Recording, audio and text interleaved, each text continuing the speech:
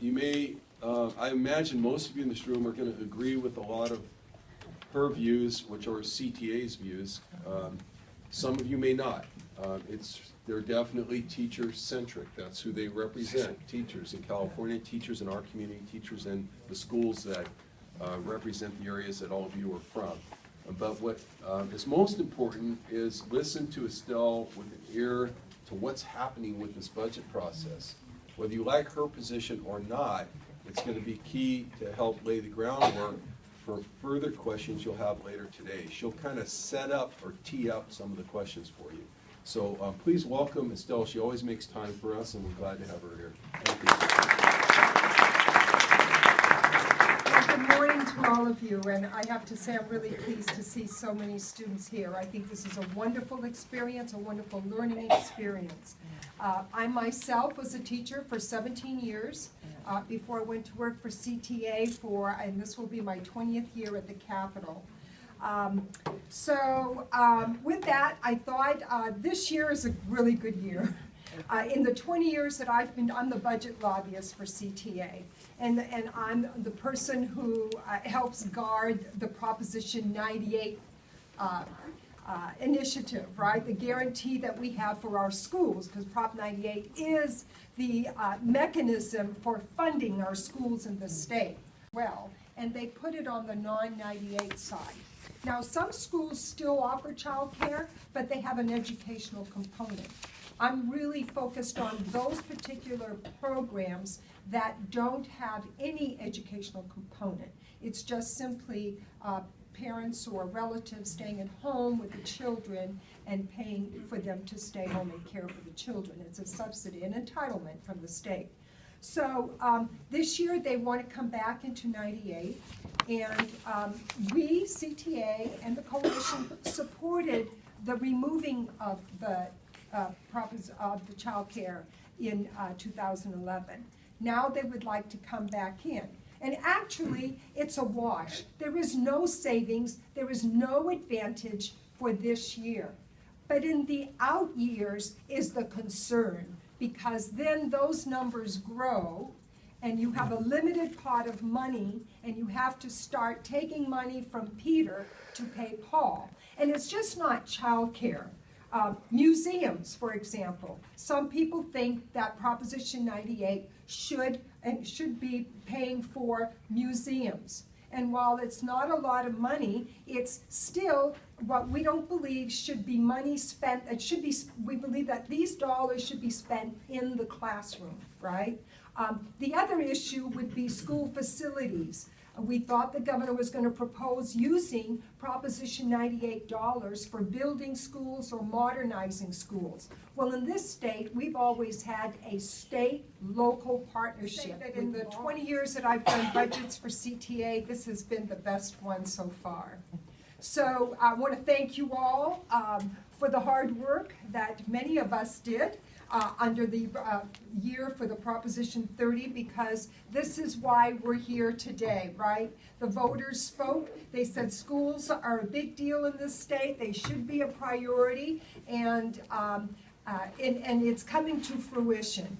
I'm here to tell you that this year schools will be getting an additional, this is under the May revision, right? The governor's new May revision proposal, an additional $6.1 billion of ongoing, so that's for ongoing expenses. That's about $968 more per student.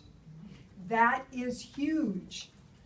Also, we have an influx of one-time dollars for up to the tune of $3.5 billion, which is about $522 per student, maybe a little bit more. We're still combing through all the details, right? So this is what the governor has proposed, and we are delighted. And when I say we, it's just not CTA. We belong to the Ed Coalition, which is a group of organizations that was formed back in the 80s, late 80s, when Proposition 98 was instituted in the state. And that's school board members, administrators, the parent-teacher association, all of the unions, the California Federation of Teachers, SCIU, the California School Employees Association, the superintendents, county superintendents, and the school business officials. We all meet once a week, the lobbyists do, and then the leadership of these organizations meet once a month. We can both be happy, both sides of the budget. Nobody will ever be happy because there's never enough money, right? I mean, we're trying to get to be top 10, and the social services, the health, particularly health services, that we do need badly in this state, they have grown, that area of expenditures has grown, but they need these dollars as well. It's just always, it's a limited on budget principles. And this year, we all agree that this is our year. It is time to restore those cuts that I came and spoke to many of you in the last 3-4 years, year after year, to the tune of $20 billion in cuts that schools took. We are the big pot of money, and we were the target during the economic downturn. Well, we have the big pot of money this year, and we're still the target. So, I'm giving you the heads up. This is what will be the conversation, and this is what you'll be hearing from the legislature, members of the legislature this year. They all support education. There is no doubt about it. But there are services that are non-education, like transportation, like prisons, social services, health services. All of these programs are not getting the amount of dollars that schools are. And they too took cuts during the economic downturn, but not to the degree schools did. So what's going to be the tension? Yes. I don't mean to interrupt the program, but We have somebody we here. have to take a few people out to go out on a Capitol tour a little bit earlier than expected. And so if you're from Independence High School or part of San Jose Job Corps, I'm going to ask you to please exit that door. The first year for commercial tax property, not residential, not small businesses, commercial, big-time commercial tax property landowners. So we're looking at avenues, and I know that we're going to push real hard to have something on the ballot in November 2016. I can tell you where CTA is going to be on the school facilities initiative. If it makes it, we're not going to be supporting it. We cannot, and let me tell you why. We'll hopefully, you know, something will work out. We poll all the time. We do focus groups all the time. And one thing we do know, if there's a revenue initiative in 2016, and if there's a school bond initiative, voters will vote on only one. And they're more apt to vote on the bond rather than the revenues. And we need both. And we've always supported the school facilities initiatives. We've helped out with the campaigns. But if only one will pass, we believe that the priority will have to be the revenues. And that's the dilemma. And there are some things in the school bond initiative that the unions don't like. The building trades don't like, because the developers, in coordination with Cash, who are doing this initiative, removed some parts that are currently in law. And I don't know all the specifics, but it has to do with, and so they would oppose too. So I think maybe this will be worked out in the next few months, we're hoping, because we're thinking maybe 2018 and maybe doing something in between, but we're not quite sure, because we know we need school facilities, so. Lawyer, parent, and grandparent, and education advocate from San Jose. And I have a question about funding for UC, the deal between the governor and the president of the university, Janet Napolitano, last week. It's incorporated in the May revise. Yes. Do you or the Ed Council have a position on that, or a feeling how that's going in the legislature? I think that everybody was delighted that the governor and Janet came to an agreement. The idea of not having any increase in tuition was welcome. I mean, I haven't heard anything negative about that. The increase that they got for the unfunded liabilities for the pensions and to put it towards that seemed reasonable. So I haven't heard anything controversial. But remember, this came out last Thursday and today is Wednesday. So we're still combing through the details, but I haven't heard too many negative things in the last 2 days in the hearings for education. The part that wasn't part of the deal was additional funding for additional in-state resident students. Correct. But the governor said, go for it if you can, and I know that's a proper priority of the legislature and of UC. Have you heard anything about that? No. Okay, thank you. Question, yes. Yeah, you see. But how it based on the where you measure the inflation, but you don't compare with other like salary and expense order. I don't see so much increase, but you know just based on I don't know where. We don't have inflation.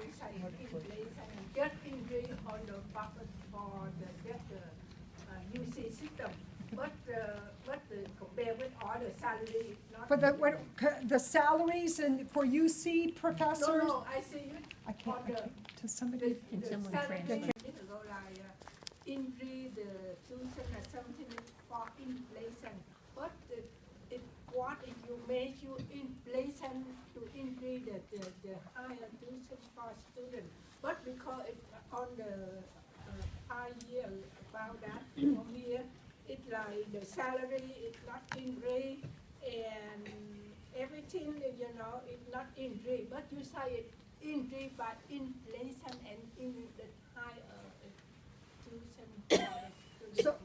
so if I'm hearing you right, I want you to welcome her. She is a native of Northern California, actually San Francisco, I believe, and educated here in Northern California, including at the University of California. If you don't recognize her from the last election, that's when she was elected to her current position. You may recognize seeing her name on the ballot as a member of the State Board of Equalization, and she's actually been in public service for, I think, about 30 years. So please welcome our State Controller, Betty Yee.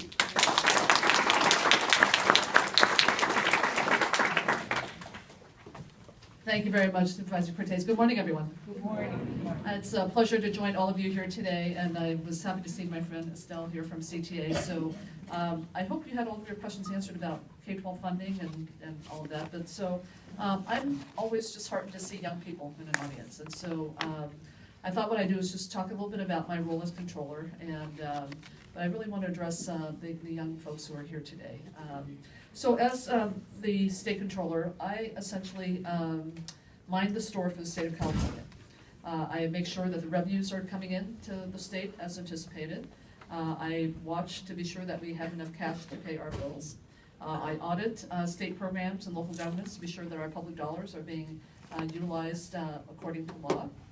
And also to be sure that we have really strong financial internal controls that really are the key to good financial management. So yeah, you see. But how it based on the where you measure the inflation, but you don't compare with other like salary and expense order. I don't see so much increase, but you know just based on I don't know where. We don't have inflation. Just increase on the budget for the UC system, but compare with other salary, not. For the salaries and for UC professors? No, I see it. I can't, to somebody. Can someone translate? Yeah, you see. But how it based on the where you measure the inflation, but you don't compare with other like salary and expense order. I don't see so much increase, but you know just based on I don't know where. We don't have inflation. Just increase on the budget for the UC system, what the compare with all the salary, not. For the salaries and for UC professors? No, I see it. I can't, on the- to somebody. the salary. I'm not quite, there was an amendment added in that bill. Uh-huh. You know, we're 6 lobbyists that work for CTA. Yeah. Each of us have a different area. Okay. That particular area, the political arena is not my area. Oh, okay. So my colleague, Uh-huh. if I recall the controversy why some of the unions came on board to oppose it, it wasn't just Yeah, CTA, no, right. was there was an amendment introduced at the end that was, Oh, we okay. couldn't. But that, it's back this year, is Right. my understanding. That's right. And we don't have a position on that bill, so, yeah. Thank So I don't know if we will be taking one, but. I could be standing here serving as one of your statewide constitutional officers. But I credit that to public education. I mean, it really would not have happened but for the quality schools that I had the opportunity to attend. And then obviously I'm a graduate of Cal Berkeley, go Bears, and also just a stellar experience there. But I talk about this because as a young child, or certainly 6 children in a family business, the best employees my parents had were the kids. And so they put us to work, and I had the great fortune of being the person who translated for them on all the financial transactions affecting the business. And that was really my first introduction to money. And frankly, it was important because if I couldn't negotiate a good price on buttons with a vendor, it could have meant that we weren't gonna have. But we're getting close to $10,000 per student, maybe a little bit more. But remember, the top 10 states in the nation, for example, like New York or Connecticut, everything is relative, spend $17,000 to $18,000 per student. And I want you to know that California has the highest rate of free and reduced lunch kids in the nation. 57% of the kids that we educate today qualify for free and reduced lunch. We have a very diverse state, which is a wonderful thing. And we have a lot of English learners. And we need more resources for these folks. They come to school, they need more resources. That's why I'm saying today, when you're walking the halls, and if anybody mentions about putting something in the 98 pot, ask them to resist the temptation to put non-98 programs into the Prop 98 pot. That's our mantra for right now. So, Thank you so much, Estelle. Welcome to her. She is a native of Northern California, actually San Francisco, I believe, and educated here in Northern California, including at the University of California. If you don't recognize her from the last election, that's when she was elected to her current position. You may recognize seeing her name on the ballot as a member of the State Board of Equalization, and she's actually been in public service for, I think, about 30 years. So please welcome our State Controller, Betty Yee.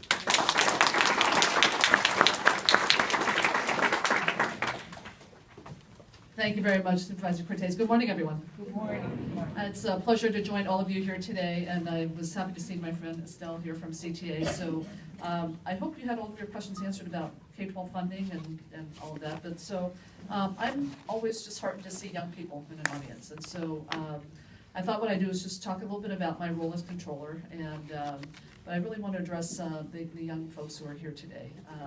So as the state controller, I essentially mind the store for the state of California. I make sure that the revenues are coming in to the state as anticipated. I watch to be sure that we have enough cash to pay our bills.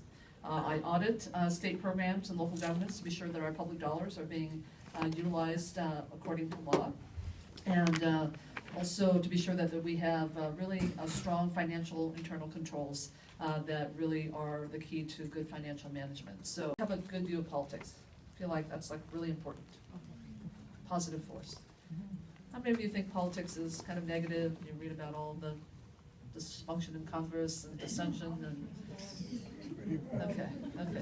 Well, I'm here to tell you, and this is not a sales pitch, but my own belief about politics, and you will develop your own sense about politics. But I truly believe politics really is a good thing. And at the very heart of it, it's about people, it's by people, it's for people. And I've really learned this throughout the course of my life, that at the age of 13, I was tasked by the 4 Chinese American families who were in my neighborhood where my parents had their business on the west side of San Francisco, to speak before a school board town hall at the elementary school a block away, and to essentially read a statement to them that was to oppose the busing program that was going to affect my little sister being bused across the city. And my statement was essentially this: for the 4 Chinese American families in this neighborhood, none of whom have drivers in the household, we oppose the busing program and ask that the school board use the money to shore up the quality of the schools throughout the city, because should anything happen to one of our children, we would have to be on public transportation for well over 2 hours to pick up our child. And the busing program took place for the better part of the next 3 decades. I mentioned this story because, as I said, the fundamental root of politics is people. And more importantly, as public officials, we are here to represent the voices of our communities. And as I look at that you even can think about having a career in politics, or not even a career, but be involved in politics, but I'm going to just ask you a question. Can all of you think about a time when you stood up for someone? Yeah? How about the students here? Remember a time when you stood up for someone? Your parents, maybe a classmate, brother, little sibling, everyone? Okay. And then standing up for someone, you're lending your voice to them. You're assisting them, you're advocating for them. And oftentimes, that connection isn't made about how we do this, pretty much kind of in our daily lives. And really at the core of what I am as a public official is, I'm that person. I want the broadest array of voices at the table to help me solve some of the biggest challenges that we have in California. Now, all of us are dealing with the current crisis of the drought. And it's going to take all of us to really be a solution to that. But I look at crises as really creating new opportunities. And as much as all of us are really having to do our part in terms of mandatory conservation and really putting reuse methods into place, I'm looking to many of you right here, the students here, being part of the forefront of new water technology that's going to be developed. And California's always been known for our innovation, and this is where the brain trust is, and this is where I think the future's going to be, in terms of how we're going to deal not only with our drought through technology and innovation, but also the risks that we're seeing already and the effects of global climate change. And as a member of the State Lands Commission, I can tell you we're already experiencing sea level rise that's going to wreak havoc on our maritime industry. And so there's all kinds of just possibilities about how we're going to. California budget has been in trouble. There have been some gimmicks that have been utilized to balance the budget, including the timing of when we pay school districts. And so I hope that we are now on the mend and we're recovering. We are actually in a very good cash position where we don't have to do any external borrowing for cash flow purposes. But having said that, I never want to be part of a watch of where we're balancing the budget by putting off disbursements to school districts by a day so that it counts in the next fiscal year, not the current fiscal year. It's a gimmick, 1, and 2, it's irresponsible, and frankly, that should not be happening on the backs of our school districts and the students that they serve. So these are the kinds of things I'm going to be watching out for as an independent fiscal watchdog, but also as we look at what Estelle talked about with the Proposition 30 tax increases expiring. There is some thought that the economy has recovered enough so that those revenues will be generated on its own. But you have others who believe that the economy hasn't recovered enough, and I'm actually one of those.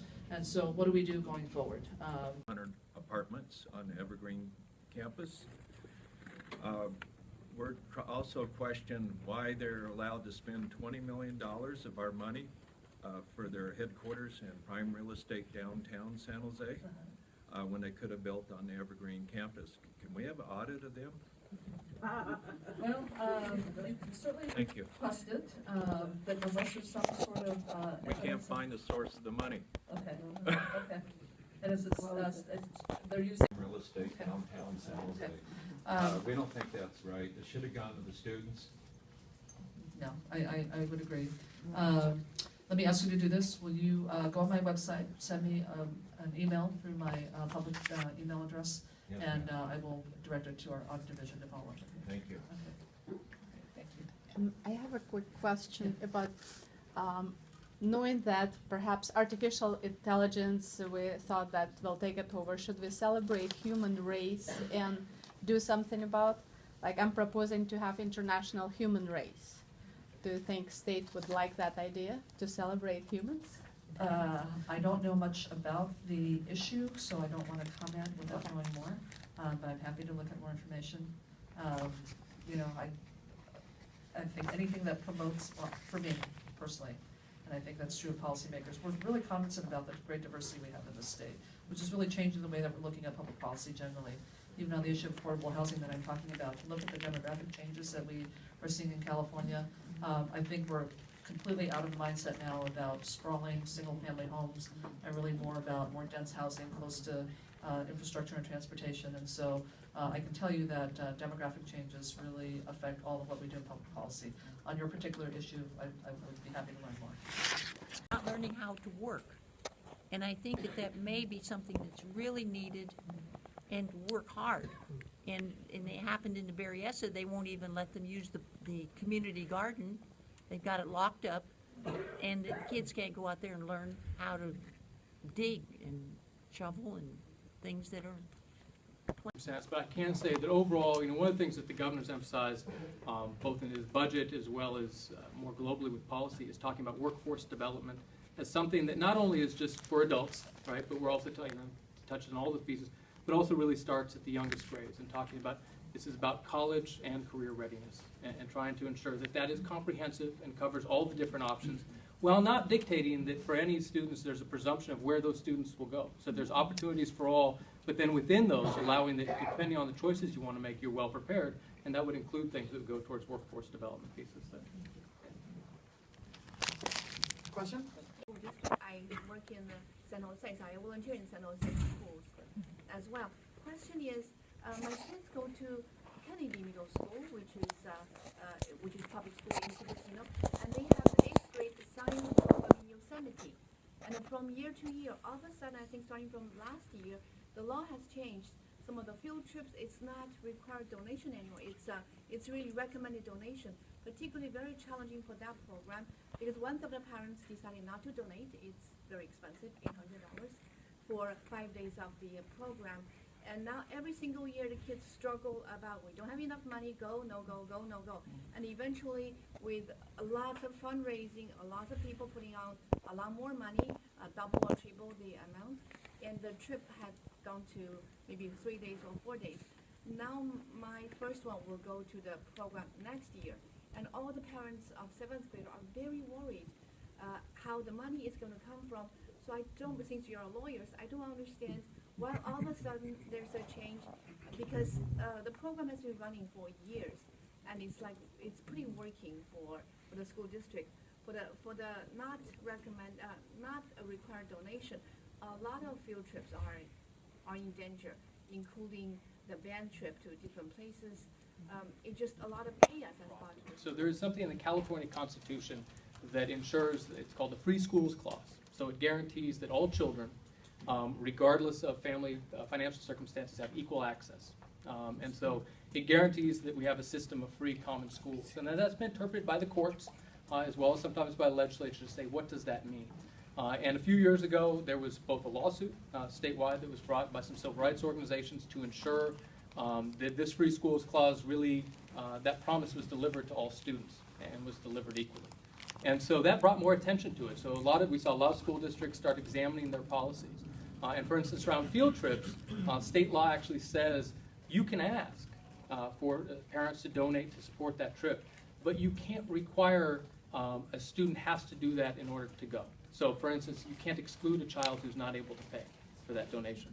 So some of the policies, and this may be things to take back, I know some California School Board Association, some other folks have tried to pull together some model policies around this.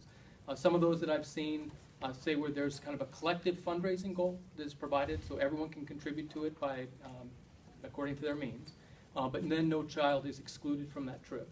I will also say that one of the benefits of this funding increase, and again, we're digging out of a huge hole, so this isn't to say we're all of a sudden got a lot of money, but it is a very significant increase in this next year that's talking about funding overall for schools. And because of the local control funding formula, giving an amount of discretion, if your local district says this is a priority, they can help supplement that. They could pay for it outright. So there's different things that they would provide. So hopefully the increase in resources will give greater freedom while still ensuring that all children, regardless of their family's financial circumstances, have the same opportunities as any other child to go on these trips. The state board, whom should we be lobbying to get some money put in there? The governor doesn't seem to care. I think Mike does, but he doesn't write the law. Yeah, so given that both Mike and I work for the governor, right, and I work for Mike. So for those of you who don't know, Mike Hurst is the president of our State Board of Education. He's been the governor's advisor on education matters. Since the governor was governor Exactly, in in both terms, as he's been there, as he likes to talk about. They got a redo 30 years later to come back and he's the author of revisit. LCFF. He is, absolutely. So I might want to get back to you on that. I don't know that it's absolutely correct that you can't use those funds. I think there are certain circumstances where you can. Districts like Long Beach and San Diego have taken a look at how they've used their LCFF funding to braid them together with Head Start funds and other funds to try to provide early childhood services, because they have said, look, as part of what we want to do in terms of our continuum of success, we'd look to do that. So give me your contact information afterwards. I can get you the exact answer. I will. I was supposed to identify myself again. My name's Erwin Morton. I'm the VP for Education for PTA for Santa Clara County and 3 more counties, what you think of as Region 5. Okay, perfect. Thank you. Any other questions? I'm a graduating senior from Oak Grove High School, and I had a question concerning how you were saying, like, how as technology advances, we're implementing testing through computers. And I know that our school last year, my class was the first class to be tested on. We were like trial basis for it, and that they had implemented into this school year, and that one, it's a system that I believe that teachers are being kind of forced to implement into their classes called Common Core, because we're receiving funding and for the technology, but and if it's not working, it should be taken out. And I was wondering if you know if there's been any progress or info about how Common Core or other computer testing are actually helping students instead of enabling them, since it's something totally different that they've never been taught before. Get to the pieces, and I'll try to circle back. I think the first one, you asked about Common Core, right? Common Core isn't so much the test. The tests are tied to that, right? But the Common Core is actually about the content standards. So it's what you were discussing in terms of it's both kind of the instructional materials as well as it's a way of teaching it, and it's about different approaches both on English language arts as well as math, right? We also have other new standards that I referred to in terms of next generation science standards, which also look at science through a different lens. And periodically states, and this has been true across the country, reevaluate sort of where they are in terms of what their content standards are. And those come down to policy decisions that are made generally on a statewide basis, but your local school districts have an ability to adopt and not adopt materials, for instance, tied to them, and to say, we think this is the best way to approach teaching and learning in our schools. And there was a really robust debate the State Board of Education had around where to move. California already had really high content standards, and as you say, folks were used to those. But they too were adopted, about 15 years before that, right? So we're talking about a new set of standards now. And so there is definitely, I think, a transition period where folks are coming to get comfort level. And part of the reason that California, unlike many states across the country that rushed right in to have high stakes tests, so that is to mean tests that really are held both teachers, students, schools accountable to these new materials, California took a different course. California said, we think it's going to take some time for folks to adjust to this new system. Some may like them, some, we've heard lots of positive feedback. We've also heard some concerns, some of the ones that you're articulating right now. That's going to take some time, and it's part of the reason why California hasn't rushed forward with an assessment system or accountability system that says everyone's going to be held to very specific performance metrics before we've had a chance to grow and learn and integrate these into our schools. Is there a piece of your question I didn't? I think you answered it. Thank you. All right, great.